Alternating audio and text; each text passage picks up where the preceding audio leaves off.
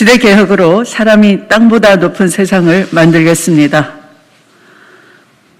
저 추미애의 정책 공약 1호 발표가 되겠습니다.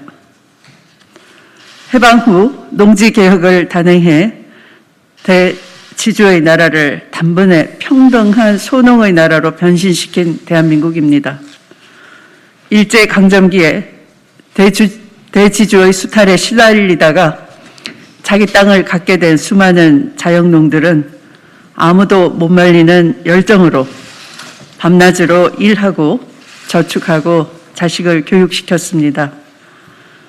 이들에게 생긴 소비 여력은 당시 거론마 수준이던 국내 기업들이 지금의 글로벌 기업으로 성장하는 훌륭한 내수 시장이 되었습니다.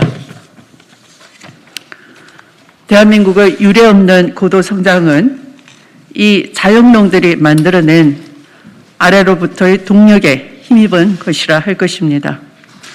이렇듯 공평하고 활력 넘치던 사회가 어느 틈엔가 양극화와 불평등 그리고 저성장에 시달리는 무기력한 사회로 바뀌고 말았습니다.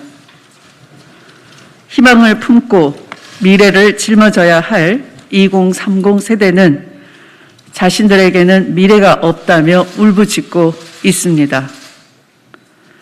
청년들이 결혼을 기피하고 결혼 후에도 자녀를 갖지 않는 것은 미래에 대한 불안감과 국가 역할에 대한 불신을 의미합니다. 왜 이렇게 됐을까요? 우리는 그 중심에 토지 문제, 바로 부동산 문제가 있음을 직시해야 합니다. 농지개혁으로 잠시 성립했던 평등 집권의 사회가 계속 유지되지 못하고 소수의 개인과 대기업이 토지와 부동산을 독점한 채 거기에서 나오는 막대한 불로소득을 챙기는 부동산 공화국으로 전락했기 때문입니다. 1960년대 말 이후 한국 정부는 집가 폭등에 대해 아무런 대비책도 마련하지 않은 채로 전국 곳곳에서 대대적인 개발 사업을 벌였습니다. 그 결과 개발 지역 부근에서는 집가가 폭등했고 개발 정보에 접근하기 쉬운 권력자와 주변 인물들은 이를 이용해서 막대한 불로소득을 챙겨왔습니다. 대다수 국민이 땀 흘려 돈을 벌고 열심히 저축해 재산을 불리던 땀이 존중받는 사회는 서서히 투기로 대박을 노리는 지대추구 사회로 변질되어 갔습니다. 그 후로 대한민국에는 주기적으로 부동산 투기 열풍이 불어닥쳤고 힘있고 눈치 빠른 사람들은 돈이 돈을 벌고 땅이 땅을 버는 불로소득의 향연을 벌였습니다. 그 결과는 OECD 최고 수준의 땅값을 가진 나라가 된 것입니다. OECD 최고 수준이므로 세계 최고 수준이라 해도 과언이 아닐 것입니다.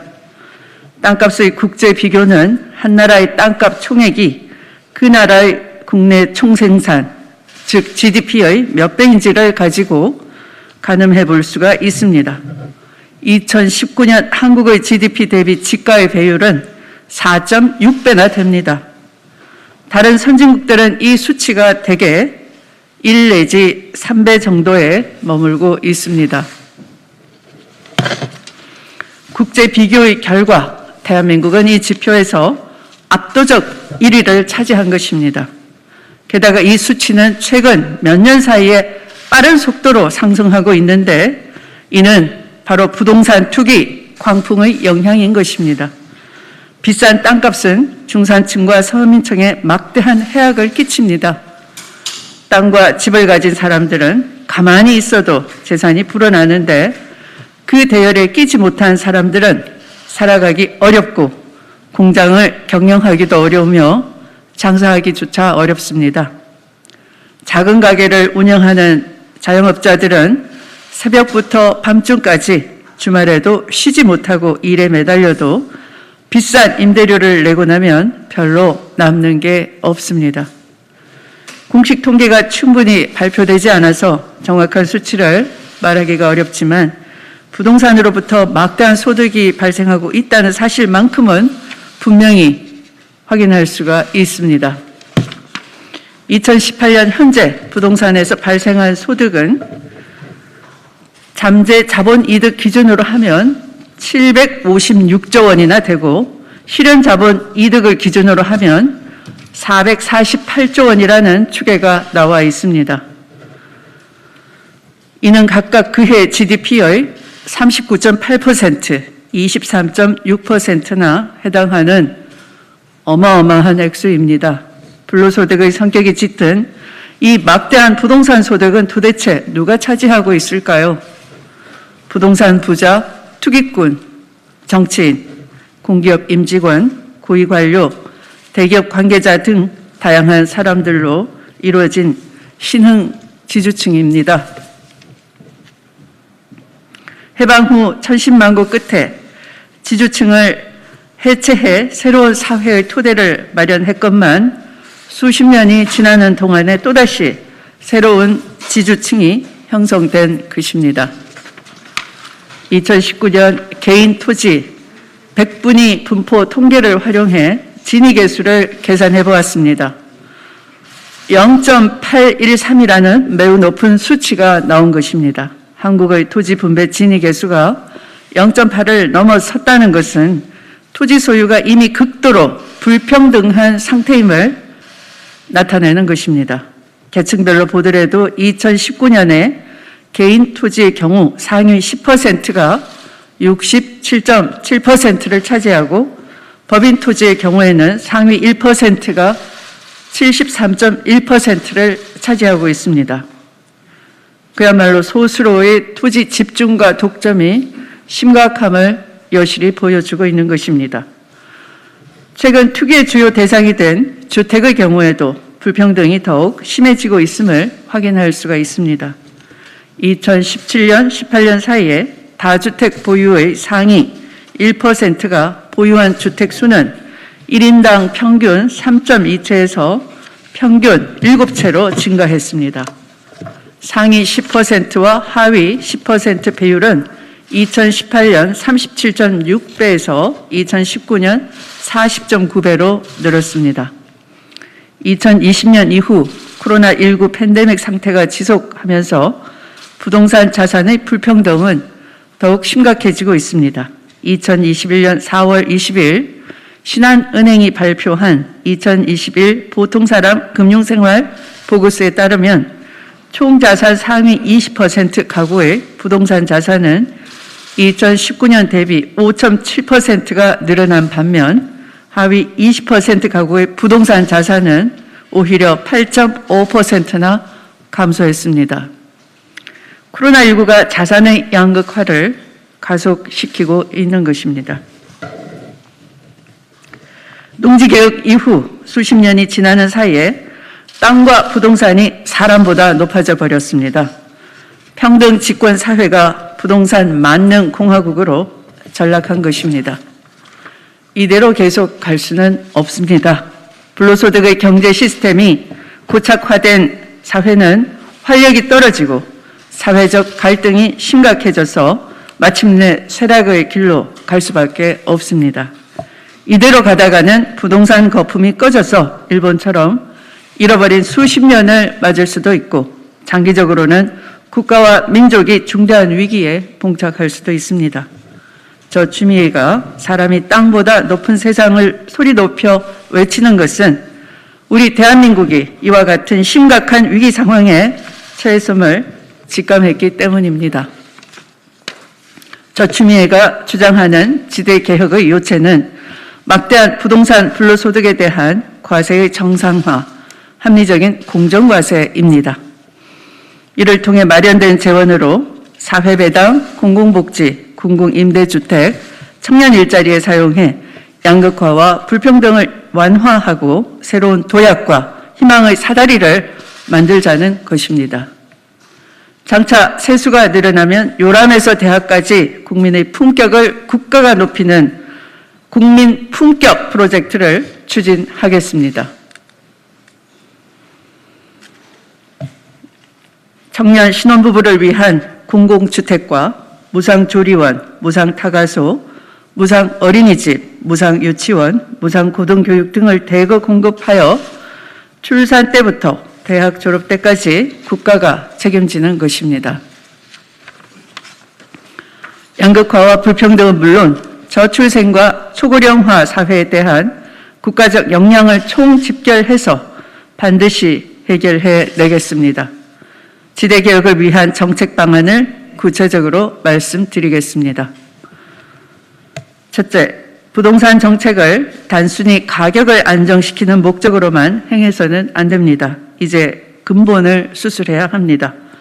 문제의 근본 원인인 불로소득 경제 시스템을 혁파하지 않고서는 주기적으로 발생하는 부동산가 폭등 문제를 해결할 수가 없습니다. 그래서 저는 무엇보다도 먼저 정책 철학을 분명히 하고자 합니다.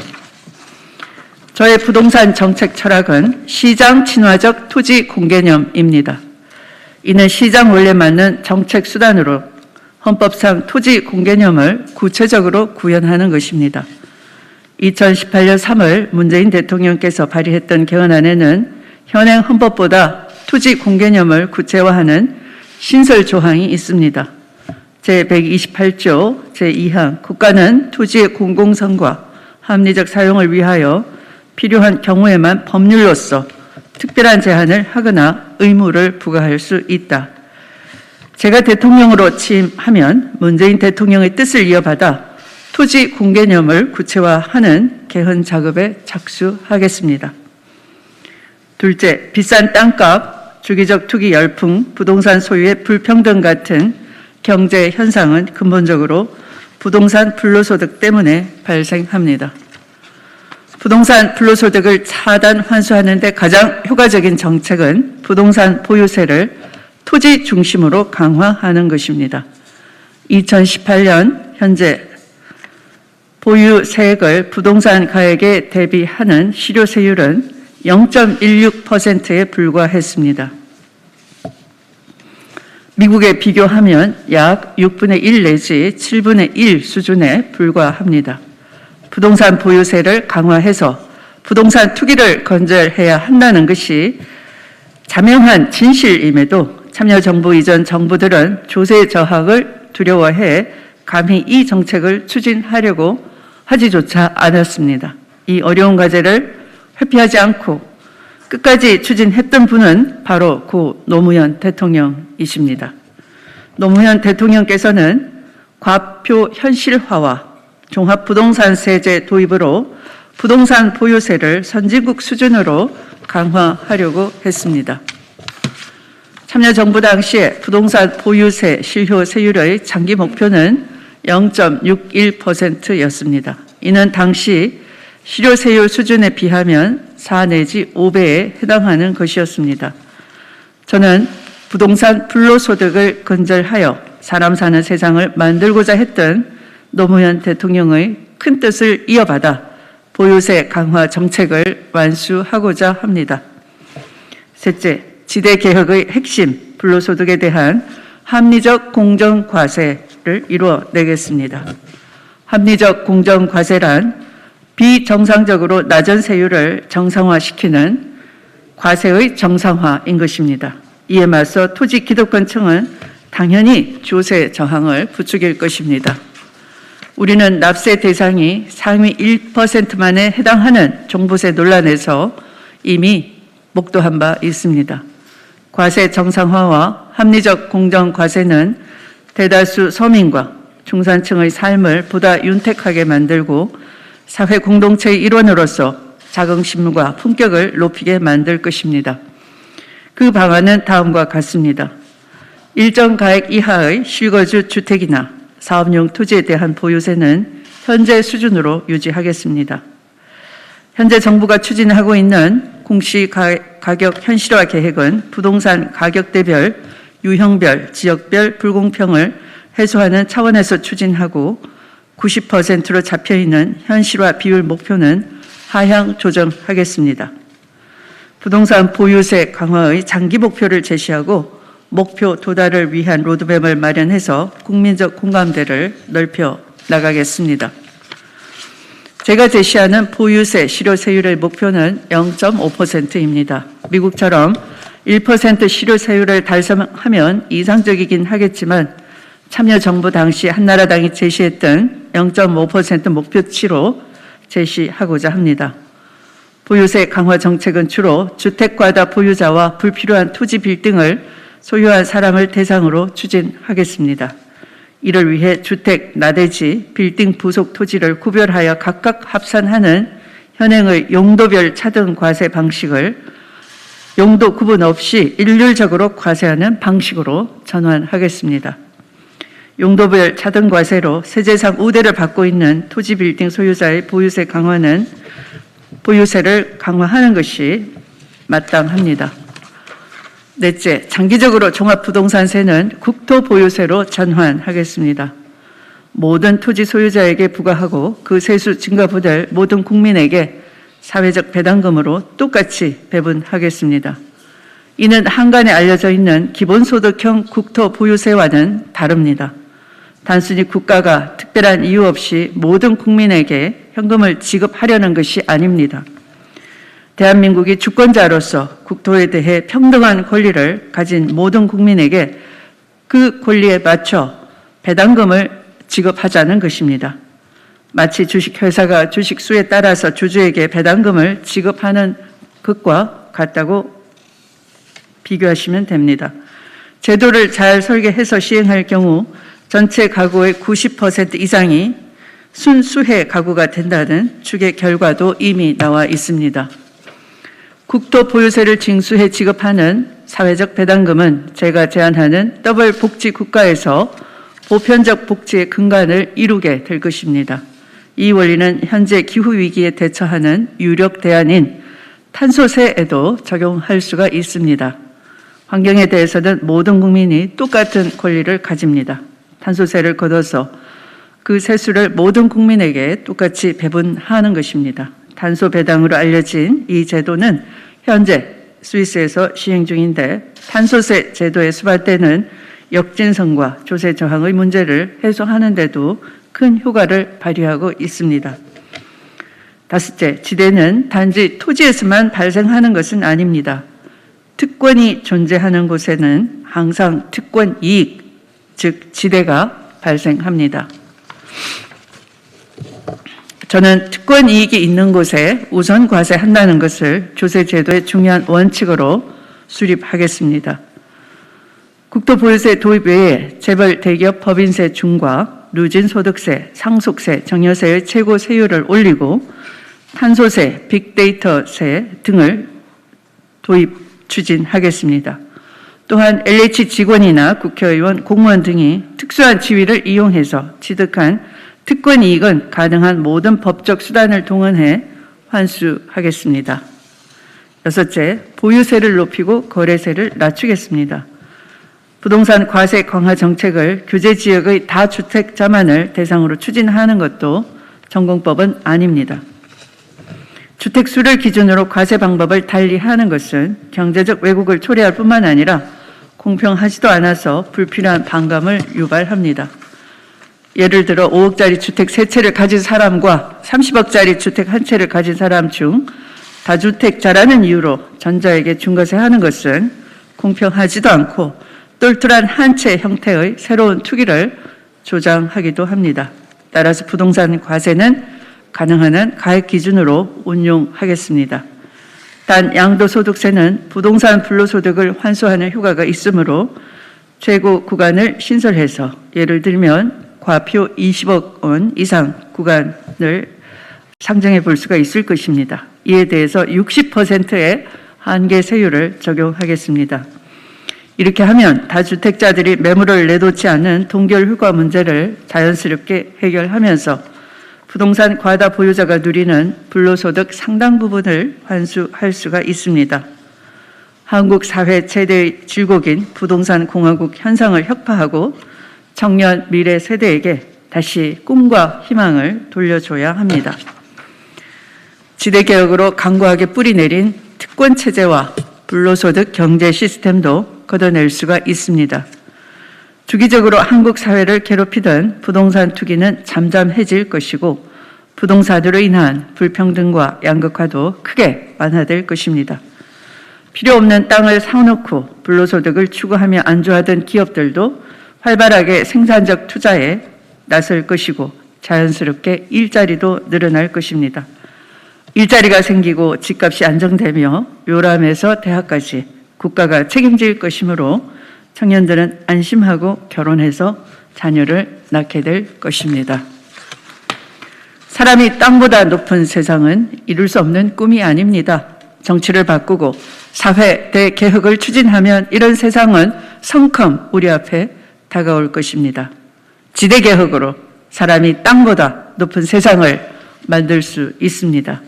존경하는 국민 여러분, 사랑하는 당원 동지 여러분, 지대개혁의 성공은 대한민국을 21세기 초인류 국가로 만들어낼 것입니다.